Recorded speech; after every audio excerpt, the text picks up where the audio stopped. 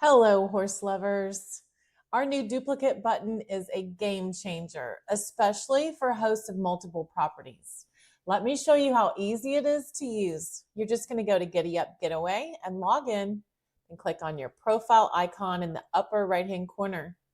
In the drop-down menu, select Host Dashboard. Now you have 3 pages. This one here says Listings. This is the one you want. So on the listings page, you see a table.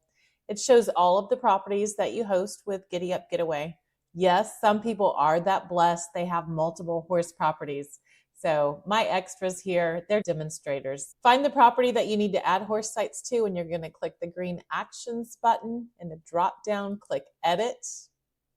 And then on the left navigation bar, you will click Edit Horse Sites. And this shows all of the horse sites that you have entered so far. So if you've entered one stall, one arena, one paddock, you can duplicate those very easily. So just find the one that you've entered, click Actions, and in the drop down, you're going to select Make a Copy.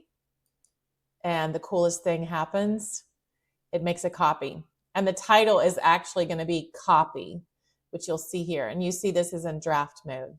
So we need to do a little bit of tweaking before this is published. So let's edit this copy. First thing you want to do is give it a unique name.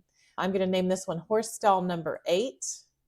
And if you need to make any changes to the description or the size or change out the photos, this is where you do it. You can do price changes. And then the coolest thing you could do is change the pin so your guests can see where this stall is located on your property. Once you have it like you want it, click Save. And now you'll see horse stall number 8 is in draft mode. So we are going to go up back to our listings page.